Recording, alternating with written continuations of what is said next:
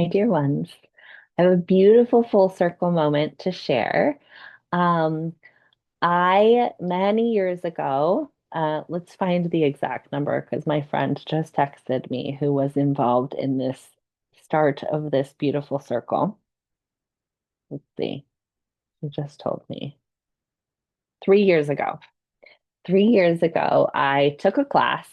I had been working with my therapist for 2 years, saying I've gotta get out of my current work life. I cannot do it. I don't want to be a speech pathologist. I was just like so desperate to not be a speech pathologist. And I had not been able to figure it out. I had taken a bunch of trainings. One was a scam, $7,000 down the drain. And I was so discouraged. And I took this class by Martha Beck about I don't remember, following your North Star or something. She's got a bunch of books. Finding Your Way in a Wild New World, I think is the book that it was based on. And it was about like following your bliss and da da da, all these things that we hear, right? And that is can be so hard to understand. And I was like, okay, I'm going to take this class. So I take this class. And partway through the class, I got a message from someone else in the class.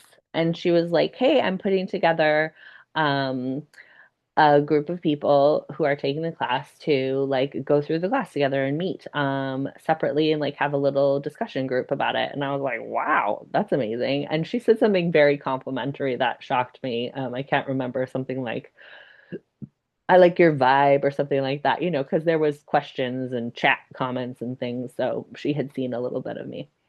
Um, so I was like, awesome. So I started meeting with these group of people, very cool people and very inspiring people. And I was at the stage where I was like, there is nothing that I like to do.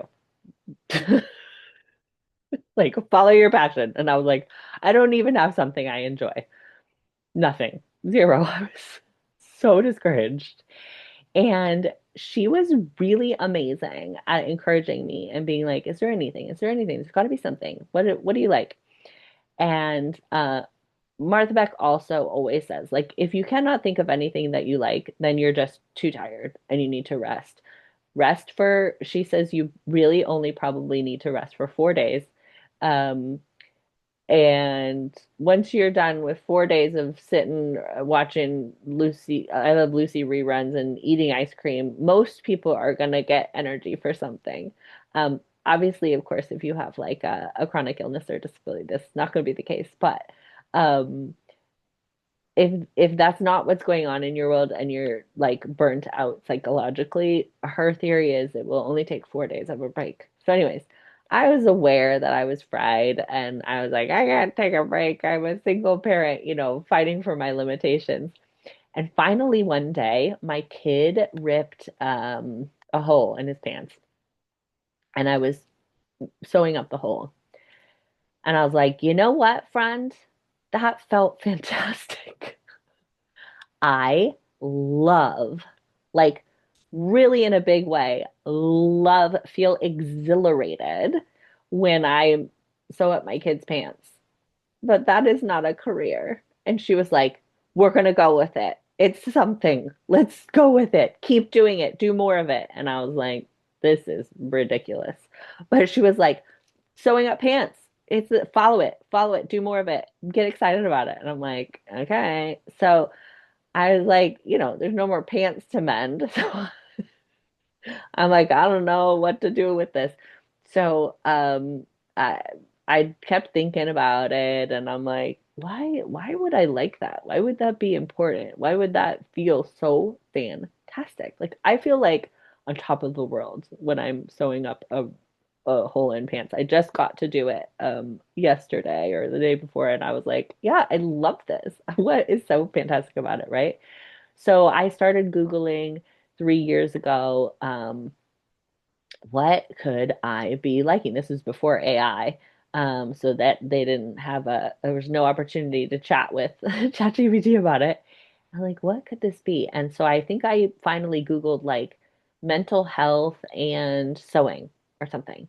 Lo and behold, there is a whole movement called slow stitching that was birthed out of post World War One when vets were coming home with shell shock, which was probably a combo of like head injury and PTSD, right? The field of occupational therapy was born, and they were trying to rehabilitate these folks. And they found that if they taught them how to sew, just like a basic mending stitch, up and down stitch, not fancy embroidery or anything or quilting, just a straight line stitch. Because that's what I kept telling my friend. I cannot do any sewing that's fancy. It's just a straight line stitch. So these OTs taught these vets straight line stitch, remarkable change in outcomes, like huge improvement in outcomes. And they realized that the repetitive and meditative movement, plus the like bilateral aspect, the like mindfulness aspect of paying attention to colors and where you are and the textures of the fabric, all of these things were so, so profoundly improving the folks' nervous system and brain experience functioning. And so now there's like a whole movement called slow stitching. People sell slow stitching kits, people have slow stitching workshops, people do it as like their morning pages. They sew. And it is process, not product oriented. Although there are, of course, as with everything, people who get like very fancy and like it becomes amazing, beautiful art. But generally, slow stitching is used as just a meditation, a mindfulness opportunity. And it's done sort of like collage. So you'll like put a couple of pieces of fabric, arrange it, and then just stitch it on. So I started going down this rabbit hole of slow stitching, told my friend, and she was like, I told you, like, of course, anything you find to be like energizing and joyful for your soul, it exists. There is a way to have that be a really beautiful part of your life. It doesn't have to be paid, but there is a way to be paid for literally anything, even if it's watching TV or reading books. I'm telling you. So, so I was like, oh my God, you are right. Hold on. This is literally a thing. Like, slow stitching is a really big deal and meaningful and something that I could definitely share with the world. So I was like, but what do I do? So I was like, I could sell slow stitching kits. Okay. And she had a friend who sold vintage stuff on Etsy. So she hooked me up with her friend. I started meeting with her friend. Her friend was like, yeah, totally. This exists. Her friend looked on Etsy. I'm like, maybe I like sell a kit. And then she looks it up on Etsy for me. There's like 100 people selling slow stitching kits, right? Everything you can think of already exists. Um, and I'm like, okay. So I start like learning about this place nearby that happens to have like donations of old like sewing stuff. So I'm able to go and get like bags of fabric for $5 that I can, cut up into little pieces and put together in these beautiful little sewing kits for people. I start to connect with my friend who's a seamstress, and I get all her like cuttings from her scraps when she hems clothes. My mom starts sending me like old lace from my grandma and like fabric from my great grandma, who was a quilter. My other friend brings me 2 bags worth, like huge trash bags worth of amazing scraps from a tailor in Africa when she was in Zimbabwe. Like, stuff is coming in, and I set up my Etsy shop, and I'm like, okay, what do I do? And I can't remember who, but somebody else had a YouTube channel, and they were like, make a YouTube channel of you doing slow stitching. And I'm like, great, okay, I know nothing about YouTube, right? So I set up my little phone, which is like old as me basically, and take these very poorly done videos with terrible sound. Many people are commenting on my videos like, I can't hear you, or your sound is terrible. And I'm making these terrible videos. Within like a couple of months, I had 24,000 views or something. I'm sitting there with terrible filming, terrible audio, terrible lighting, sewing and chatting about anything that's interesting to me. Books I'm reading, psychology stuff, therapy, what my therapist is telling me. And this woman who's like a huge YouTuber who does crafts and stuff ends up finding my channel and like telling all of her followers to go find my channel. So I'm sewing away, having so much fun. And in this little group of people from that original class, one of the other people is getting set to take Martha Beck's Wayfinder Life Coach training, which is a year-long training, and it's like ICF certified, and it's like $10,000, right? I think it's even more expensive now.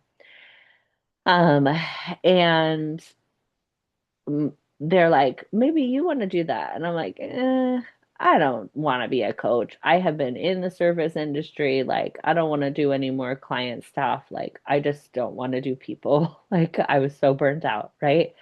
So then they're like, well, just do it for like personal development. And I'm like, $10,000 worth of personal development. So then she's like, they have a scholarship. And I'm like, okay. So I fill out the scholarship thing. I get the scholarship, right? I'm like, oh my gosh, I got the scholarship.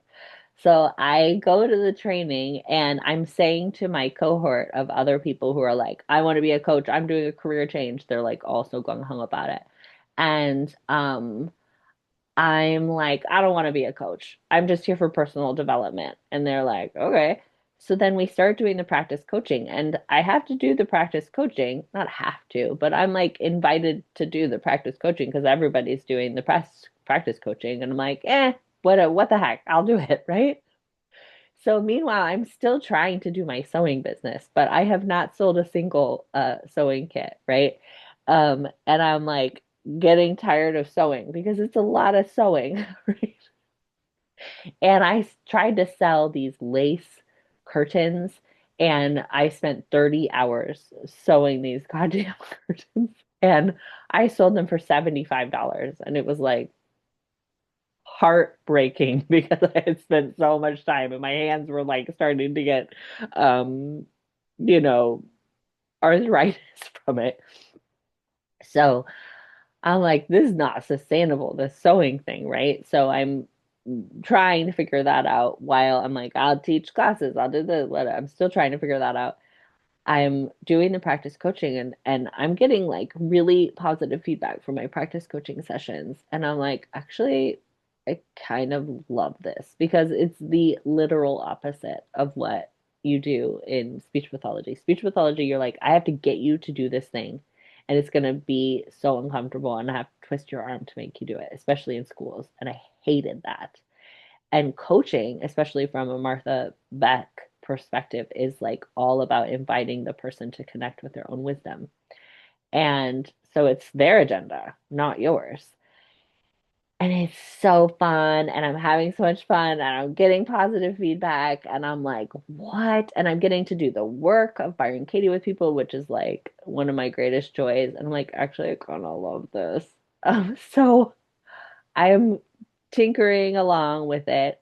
And about halfway through the program, I'm like, huh, I love this, but how would you ever get clients, right? Like, how would that ever work?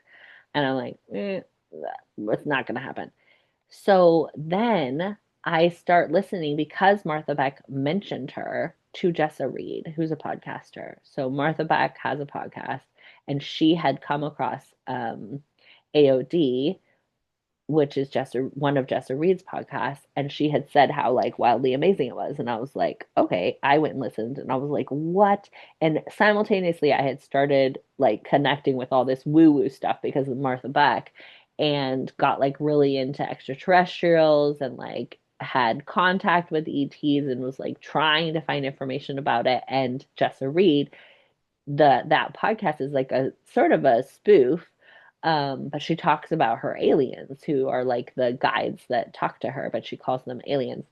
And I was like, I didn't realize it was a spoof because it sounds like, I mean, I think it's partially, I don't know, maybe it's, I don't know. It's fantastic. Either way, I'll put a link in the description to it. And so I'm like, I need to talk to this woman. I want to talk to her about my extraterrestrial and see what hers are like, right? Because I never met someone who had talked to extraterrestrials. And so I'm like, I have got to talk to her. But I went on her website, there's no way to talk to her. And then a couple weeks later, I listening to her podcast again, and she says, I have sessions open up for June. So sign up if you want to talk to me and I'll do like an energy reading. And I was like, I don't know what an energy reading is. I don't really need an energy reading. But then I went to the website. I was like, I just want to talk to her about the ETs. So I went to the website and and it says just have hot chocolate with me or something and chat. And it's like, 150 bucks or something like that. And I'm like, yes, that's what I want to do. So I book it and then she calls me and then I get nervous and I'm like, I don't know why I was going to call. I'm sorry. I don't know what to say. And she's like, oh, that's fine. So many people get anxious. I actually have social anxiety. Like, I think maybe I'm neurodivergent. Like, I'm learning more about it. And she goes on and talking. And I'm like, actually, because back with the 2 years before, the 3 years ago, so 5 years ago, I had gotten trained in something called Safe and Sound Protocol through Unite. And I thought I could use it as a speech pathologist to try to have my own private practice speech pathology. But I tried and tried to get clients and I couldn't figure it out. So I had been paying for 2 years for it. And I was like, I gotta let it go. I gotta surrender. I can't figure it out. I'm giving up because I pay every month. And so I told her, I said, I've been paying for this dang thing every month and I haven't found any clients. So I'd love to just offer it to you for free. It's supposed to help with social anxiety. And it was, researched on autistic folks. And she was like, oh, yeah, let's do it. So I do it with her. And then she's like, I love it. I want to tell everybody about it. I want to have you on my podcast. And I'm like, okay. And so the night before the podcast, I like quick made a email address and a website. And I didn't know what to call it because I was like, what am I if I'm not doing it a speech pathology way? And I don't really know if I'm a coach and what does it mean? And um, so I made it an experiencer because I was like, I don't know, I'm experiencing something is the only thing I know in this life. No idea what would happen, but she was like, you're gonna want me to like tell them where people can find you. So I do the podcast. Next day, 47 people email me at that email address. And they all want to do the SSP with me. And I'm like, oh shit, now I gotta figure out how to have a SSP business. So I'm like, okay, I can do coaching with the SSP. So one of my first people that reached out to me was a school administrator, and she was like I was like, hi, I know you emailed me, but I didn't know she was school administrator. I was like, I don't know how to schedule. I don't have a scheduling thing. I don't know how to bill. I don't have a billing thing. I don't know how to, I had, no, I had like a free inquiry call with her. I was just like totally transparent. I was like, I do not have a business. I did not know this was going to happen. I love that you want to do the SSP with me, but I don't have any of these things in place and you're a school administrator. So, do you happen to know how to do that? Like how to set up like a scheduling and a billing and a documenting? And would you be willing to trade? Like I'll give you the SSP sessions and you help me set up my business. And she was like, "Yeah, totally." So we did it like that next day, put together a whole business. It was going to be a summer, so I had summer off from my school job. So I met with all these people and did coaching and SSP and had a blast. And then fall came and it was like I still had people, so I told my work like, can I like this is happening and I kind of want to keep seeing where it goes and I don't know, I don't really want to quit. And they were like, how about we give you a leave for a couple of months? And I was like, yes, please. Thank you. I didn't even go in asking for that. So I got that till December and then December came and I was like, guys, it's still going great. Like I guess I want to quit. And it was so scary. But I did it and that was 2.5 years ago and I finished the coaching program. I brought the coaching into the work. I do coaching with the SSP. I've since taken, so many other trainings, do a lot more like IFS and parts work, which the foundation of was given to me through the Martha Beck. I have not gone back to speech pathology.